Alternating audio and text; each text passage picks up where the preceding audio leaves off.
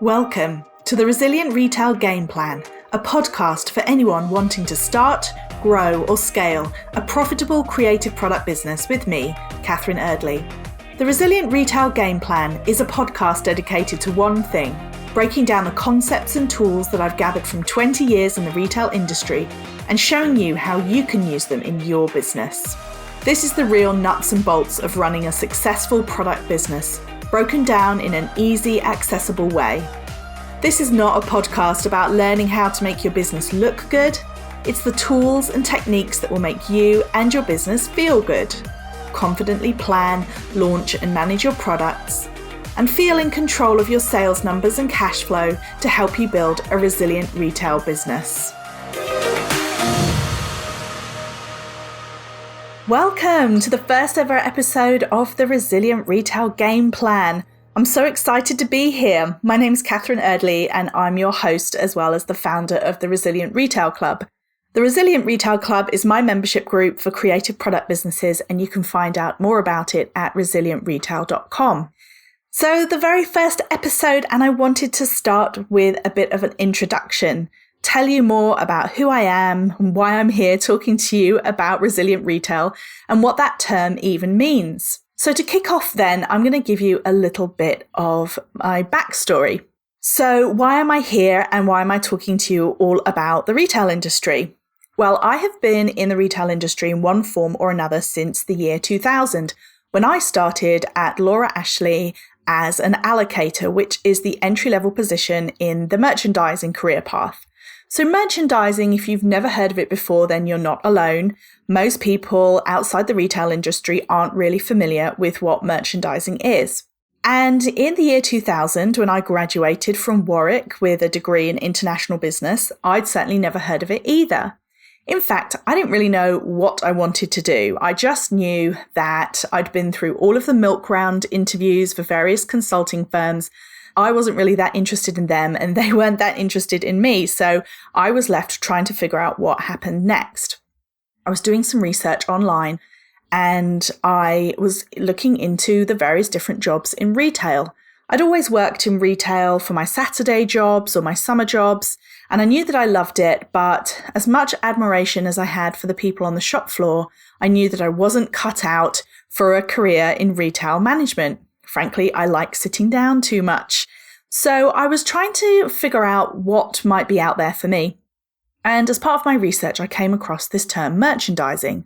And the description I read said, it's a very numerical job, but you also get to be creative because you're working with the product.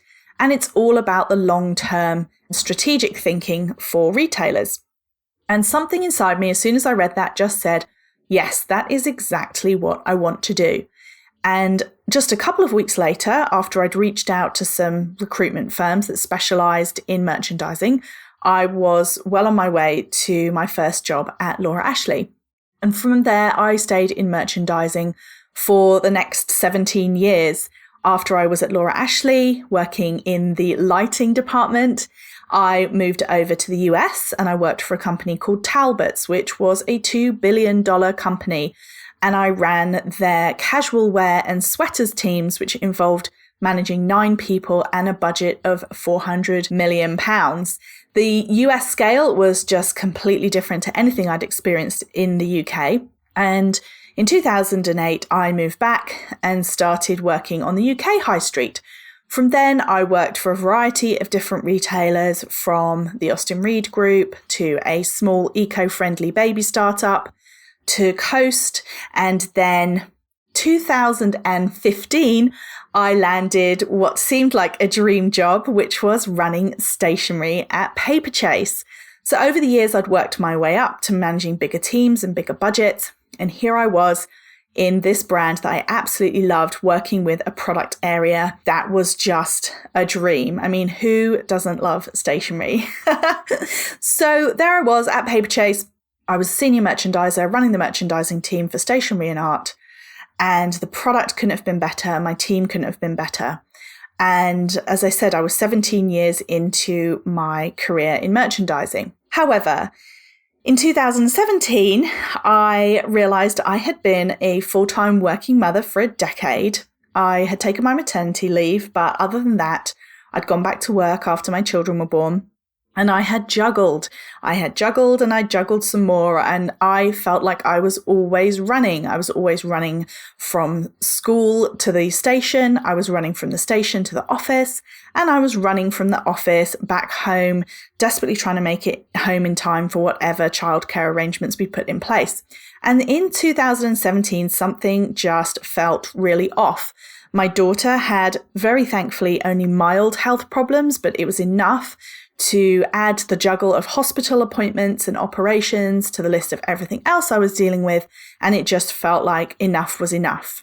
My husband and I sat down and decided that I could actually take a step back and let go of a career I had worked so hard to build over 17 years and take a look at running my own business.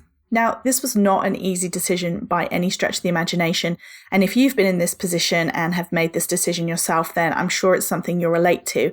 It may be something that you desperately want to do, but it feels like it can be really tricky at the same time. But I soon got caught up in the excitement of the idea of creating something completely new. And I started also doing a lot of research about this industry that I've been spending 17 years in. Because although I was fortunate to work with some fantastic teams and in some amazing businesses, I was also fully aware of the fact that the industry had changed and it was hugely, hugely stressful. I started in 2008, just after the Lehman Brothers collapse and the ensuing economic crisis. I started working for a company that was selling men's suits. And it was difficult. It was really hard. There was a huge sales slump. The Austin Reed Group, who I was working for at the time, were really fighting against some serious headwinds. And I don't think, if I'm honest, that any of the retailers I worked for, in fact, several of them have actually gone into administration since I left, I don't think that I worked for a retailer that was really on the up and was having a fantastic time of things. So I had not only been balancing work and kids, but I had also been working in businesses that were really having a tough time as well. So those two things combined to make for a lot of stress. But I was curious. When I decided to leave and start my own business, I really wanted to understand, well, what is actually going on in this industry? So I started reading a lot, speaking to others. In fact, I started running events called The Future of Retail because I wanted to meet other people who were asking similar questions. It was around this time when I was doing a lot of research into the future of the retail industry that I noticed there was this fast growing sector, which was all about the startups and the creative entrepreneurs who were opening their own product businesses. If you cast your mind back 10 years ago, if you wanted to create a transactional website, in other words, a website that would actually sell products, you would have to pay a developer somewhere in the region of around £10,000 just to get your idea off the ground. But with the advent of technology like Shopify, for example, it was becoming much, much easier for almost anybody who wanted to start a product business to actually create a website they could sell from. And with smartphones taking better and better photos, the startup costs and barriers to entry for retail businesses had dropped dramatically in the time that I was working in the industry. Bear in mind, back in the year 2000 when I started, Laura Ashley didn't even have a transactional website. They had stores and they had a catalogue, and that was about it. So really, in the last 20 years, there's been a huge shift in the industry, and that was what really fascinated me. I became fascinated with the people who'd taken the decision to start their own business because they wanted the same flexibility and control in their lives that I was craving in mine. And I was really curious to see if the skills that I had learned in multi-million-pound businesses could help others. And so that was my focus. I worked out my notice through to the end of 2017. In 2018, I took a bit of time out in the first couple of months of the year to work out exactly what I wanted to do. And then I got to work. I started volunteering to work with creative product businesses to understand their challenges. And I was really delighted to find that the skills that I'd built up over the years were really, really useful to the people that I was talking to. Just to give you a bit more background on merchandising, there are 3 product teams in most big retailers. There's a design team who are all about, obviously, the design and the inspiration for the products. There's the buying team who are all about the commercial aspect and making sure that they were creating or selecting products that were perfect for the customer. And then merchandising, my team, which was all about the sales strategies and managing the stock. In other words, working out how those creative ideas actually would make money. So I have spent years of my life, literally it feels like sometimes, in conference rooms with creative people looking at creative product ideas and deciding which ones would make the most money and setting up the purchasing of those products and the selling of them in order to make the most money for the big retailers that I was working with. These are pretty niche skills. This is not the kind of thing typically you find by looking on Google. You can't always Google what your best practice stock management techniques are, for example. It's not always easy for you to get your hands on the information that will help you make money in your business. And yet, ultimately, that's what helps businesses succeed. The ability to make money, to trade profitably, to control your stock, to look at your pricing correctly, and generally make sure that your business isn't just an expensive hobby, but is something that can actually support you and your family. In fact, I found over the last couple of years that by far the thing I find the most rewarding is creating those light bulb moments for creative entrepreneurs who have been struggling with some aspect of their business, usually to do with their cash flow or wondering why it is that the amount of blood, sweat and tears that they're putting into their business is not being reflected in their bank balance. And I also found out that there were so many people who had amazing creative ideas, but just needed a bit of help with the business side of things. And it has been an absolute pleasure over the last couple of years to work with those people to help them shape their businesses and to help give them that information in an accessible way. I'm a real believer that we're all numbers people. So when I talk about the numerical side of business, I don't think it's something that has to only be accessible to you if you did well on your GCSE maths. I believe that everybody who owns a creative product business is going to be able to grasp the key numbers in their business that they need to keep an eye on in order to help educate themselves and make sure that their businesses are on track. So that's enough about me and my backstory. Now I'd like to talk to you about resilient retail. I'd like to talk about what I believe it means to be a resilient retailer and where the idea even came from. So Resilient Retail began life as an online summit that I ran back in March 2020, just before lockdown. By this time, I've been running my business for 2 years, and I really felt that I found my passion helping creative product businesses get inspired, focused, motivated, and educate them about how to make their businesses more profitable. And then, of course, the coronavirus arrived. So many people were thrown into a state of panic, which was entirely reasonable given the circumstances.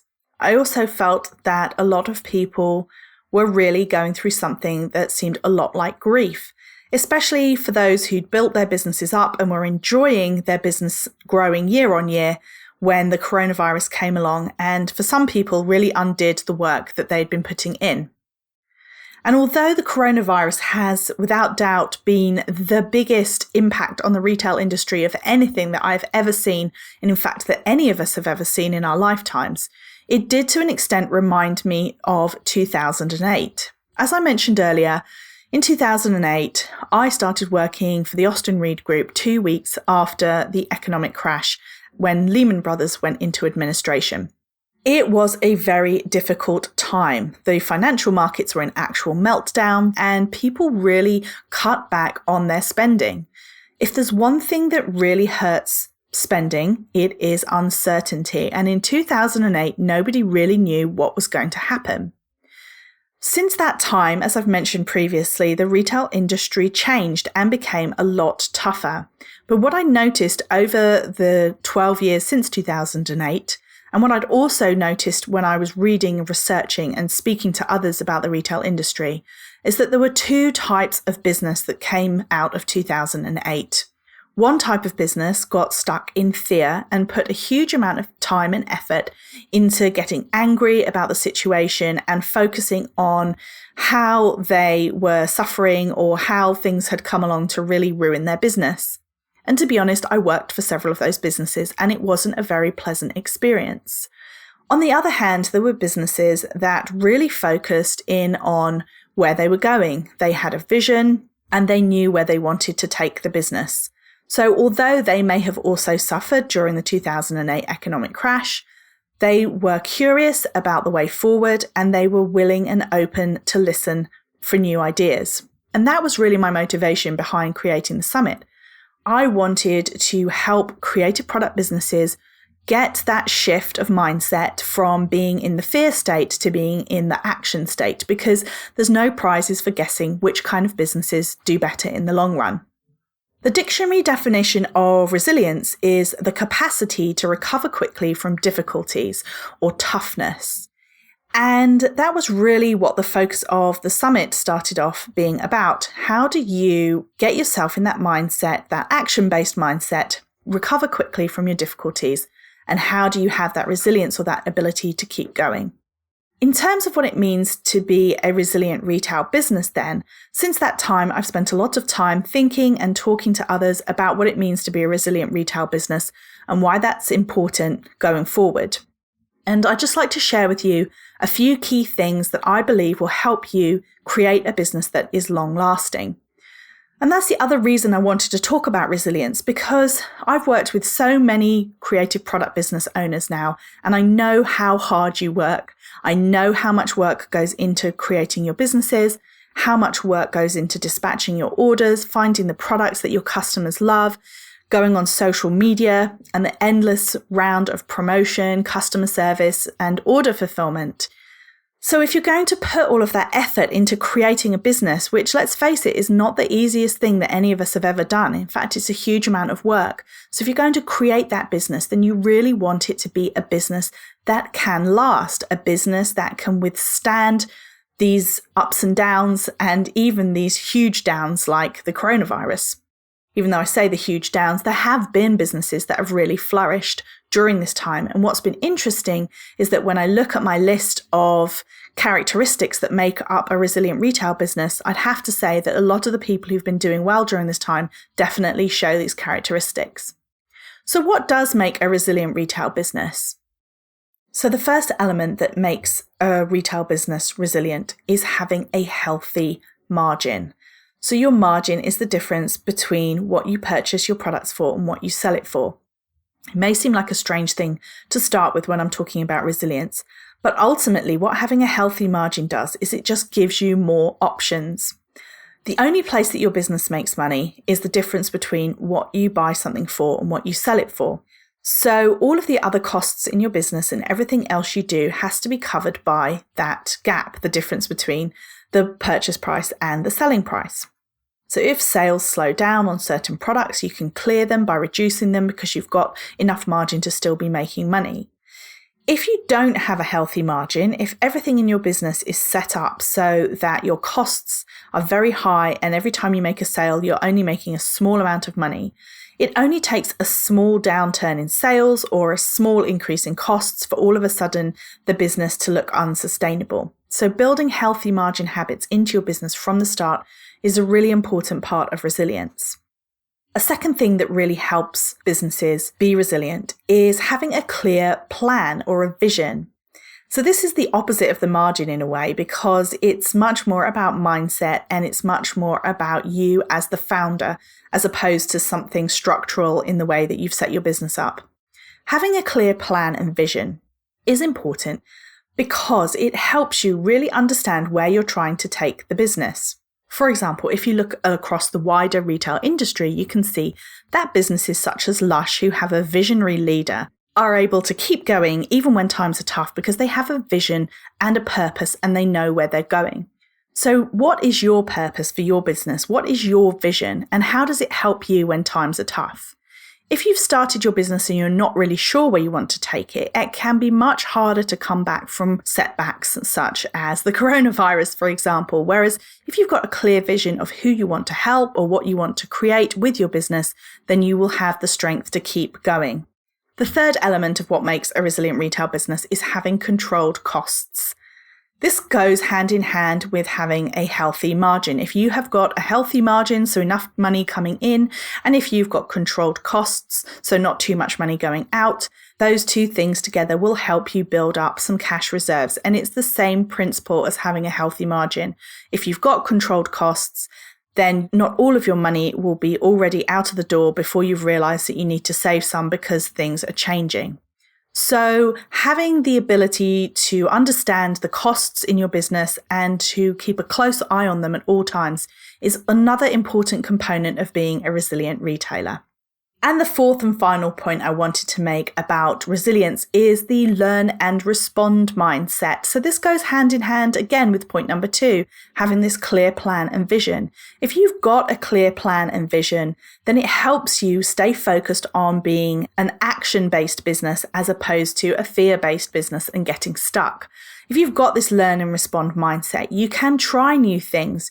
You will have that curiosity to keep going even when things are tough. You will learn from sales not working the way you want them to, and you'll bring out new products instead. You will learn from social media posts that have had a really great response and start creating more of them. Learn and respond is the opposite of a fear-based mindset. It is looking at your business with a scientist's mind, looking at your business more objectively. It's very, very difficult when you are a creative product business owner, when you are literally sometimes creating the products yourself, or you may have designed them yourself to have them manufactured, or at the very least, you will have curated them yourself. So you'll have had a vision for your business and put together your product assortment based on what you believe. So it's very easy then to take it personally when things don't go well. It's very easy to feel upset if sales don't come through the way that you want, or you put a post out on social media that no one reacts to. But having this learn and respond mindset can help you be more objective. It can help you focus instead on what's working so you can do more of that, and what's not working so you can stop doing that. And it helps you get that slight separation that a lot of entrepreneurs really need, where you no longer see yourself and the business as the exact same thing, but that you start letting there be a little bit of a gap between you as a person and you as the business, so you can understand instead what the customers are telling you when they buy or they don't buy. So those are my 4 key points then for building a resilient retail business: having a healthy margin, having a clear plan and vision for the business, controlling your costs, and creating a learn and respond mindset. And while we're on the subject of definitions, I wanted to also take a moment to define what I meant by retail as well. So if you look in the dictionary, the definition of retail is the sale of goods to the public. So if you're wondering if this podcast is for you because you sell on Etsy or at markets, via your Facebook page or on Instagram, then the answer is yes. Retail means selling things. And as a small creative business, you're not separate from the retail industry. In fact, you are an important and growing part. And that's what I'm going to be covering in my next episode. So thank you so much for listening to my first ever podcast. Do tune in next time when I'm going to be giving a quick history of the retail industry, where it's going, and how you are part of it. And if you've enjoyed this podcast, I'd love for you to follow me on Instagram at Future Retail UK and tag me where you are listening. I would love to see where you are when you're tuning in. Please also rate, review, and subscribe to the podcast to hear about the newest episodes as soon as they are released.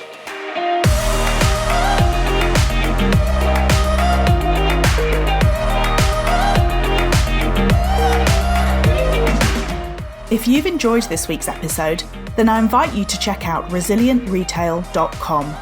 The Resilient Retail Club is the membership for anyone wanting to start, grow, or scale a profitable product business. No more trawling Google trying to find the answers to your questions, or wading through general business advice that speaks mainly to service-based businesses. Whether you're still at the idea stage or you've been going for a while but want to get more focused and organised when it comes to your business, the Resilient Retail Club is the place for you. With a library of courses tailored to creative product businesses, several live sessions a month, and a supportive and active community, the Resilient Retail Club is the perfect membership to help you hit your goals faster. Check it out at resilientretail.com.